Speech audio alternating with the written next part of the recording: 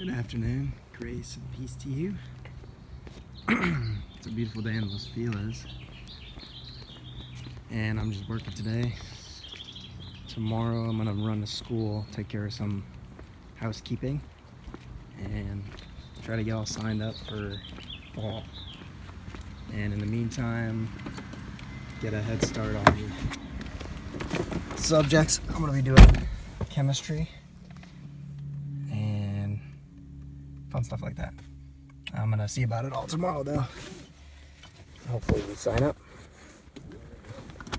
I have been slacking on doing videos, but tomorrow's gonna be a good one. I'll go to school, I'll shoot something on that, and then I'm gonna go to the barn and do some horsey stuff, a little horsing around, and reading in the afternoon.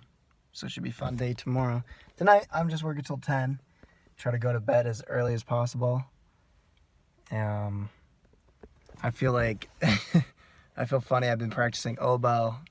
I sound pretty much like a dying duck, and then I get all lightheaded. I know like 14-year-old girls or younger do the oboe, but much respect to them because it's not the easiest thing in the world. But having fun with that. I'm meaning to get my piano going, my music reading, guitar, piano. Maybe I'll keep up with the oboe. I definitely am gonna try.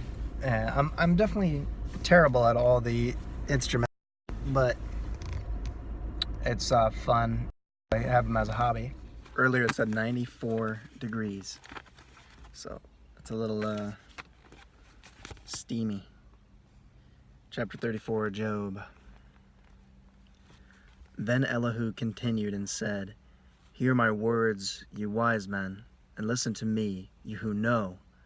For the ear tests words, as the palate tastes food. Let us choose for ourselves what is right. Let us know among ourselves what is good. For Job has said, I am righteous, but God has taken away my right. Should I lie concerning my right? My wound is incurable, though I am without transgression." Now that's pretty cool. He's restating Job's position. It proves that's basic communication, proves you've been listening. Great, Elihu. Very, very good for Elihu. Now he says, verse 7, "What man is like Job, who drinks up derision like water, who goes in company with the workers of iniquity and walks with wicked men? For he has said it profits a man nothing when he is pleased with God. Therefore listen to me, you men of understanding. Far be it from God to do wickedness, and from the Almighty to do wrong." Now he's stating their positions. He's saying God is not doing these horrible things. I believe, and the backstory is, well, we'll see. He has a reason for letting Satan do them. For he pays a man according to his work, and makes him find it according to his way. Verse 12, "Surely God will not act wickedly, and the Almighty will not pervert justice, who gave him authority over all the earth, and who has laid on him the whole world, if he should determine to do so.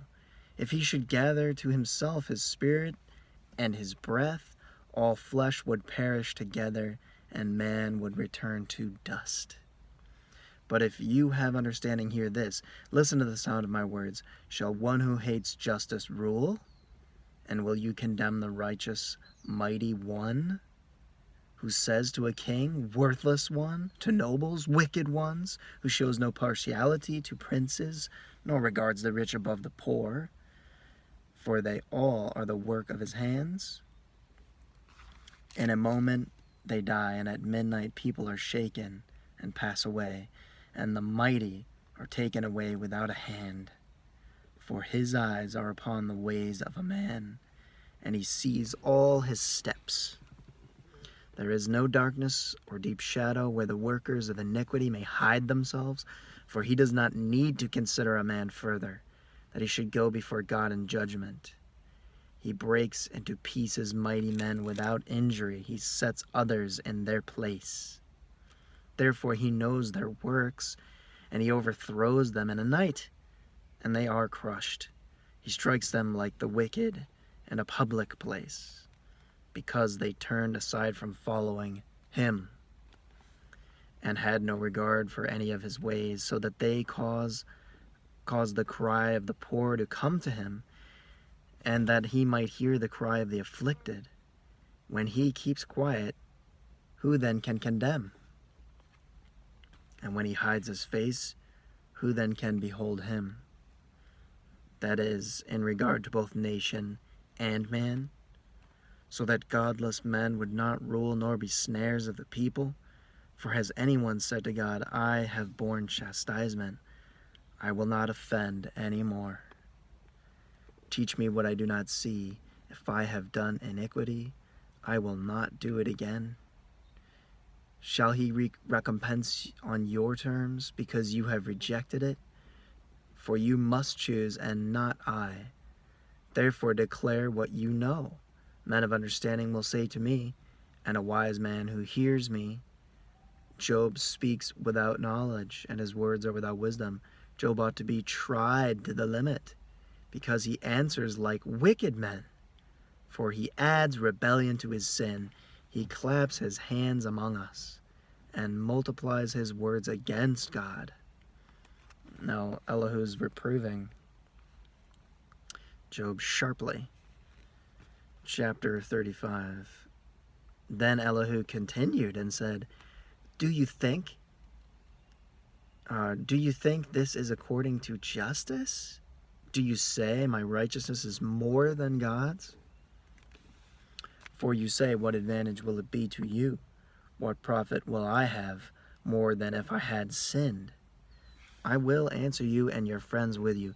Look at the heavens and see, and behold the clouds. They are higher than you.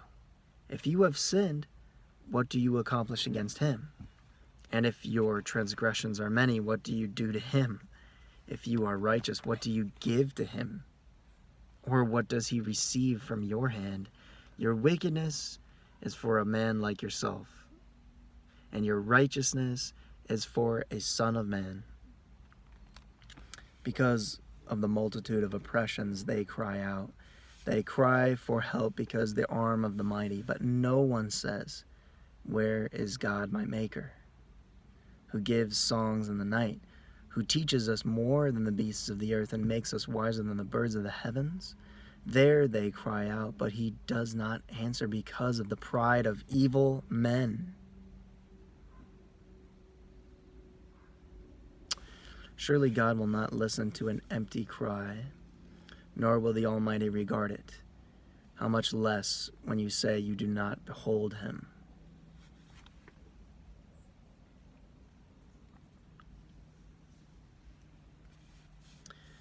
The case is before him, God. The case is before him, and you must wait for him. And now, because he has not visited in his anger, nor has he acknowledged transgression well, so Job opens his mouth emptily. He multiplies words without knowledge. Chapter 36.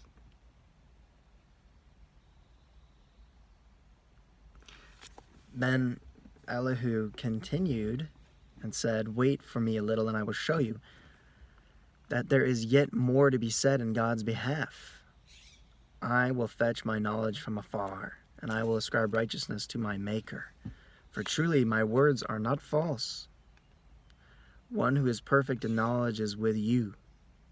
Behold, God is mighty, but does not despise any. He is mighty in strength of understanding. He does not keep the wicked alive, but gives justice to the afflicted. He does not withdraw his eyes from the righteous, but with kings on the throne he has seated them forever, and they are exalted. And if they are bound in fetters and caught in the cords of affliction, then he declares to them their work and their transgressions, that they have magnified themselves. He opens their ear to instruction and commands that they return from evil. If they hear and serve him, they will end their days in prosperity and their years in pleasures. But if they do not hear it, they shall perish by the sword. And they will die without knowledge. But the godless and hard lay up anger. They do not cry for help when he binds them. They die in youth, and their life perishes among the cult prostitutes. He delivers the afflicted in their affliction, and opens the ear in time of oppression. Then indeed he enticed you from the mouth of distress. Instead of it, a broad place with no constraint. And that which was set on your tables was full of fatness, but you were full of judgment on the wicked. Judgment and justice take hold of you. Beware that wrath does not entice you to scoffing. Good point. And do not let the greatness of the ransom turn you aside. Will your riches keep you from distress, or all the forces of your strength? Do not long for the night when people vanish in their place. Be careful, do not turn to evil, for you have preferred this to affliction. Behold, God is exalted in his power. Who is a teacher like him?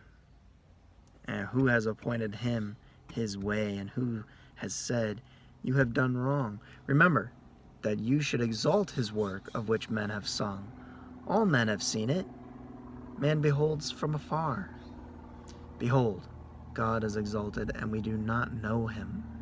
The number of his years is unsearchable, for he draws up the drops of water. They distill rain from the mist, with which the clouds pour down. They drip upon man abundantly. Can anyone understand the spreading of the clouds? The thundering of his pavilion? Behold, he spreads his lightning about him, and he covers the depths of the sea. For by these he judges peoples. He gives food in abundance. He covers his hands with the lightning, and commands it to strike the mark. Its noise declares his presence, the cattle also, concerning what is coming up. Oh, I'll stop there. Elihu has one more chapter, and then God will speak. I mean, God has been speaking this entire chapter, but direct quotes from his own, well, because this is the Word of God. All this is God speaking. 66 books. Yeah.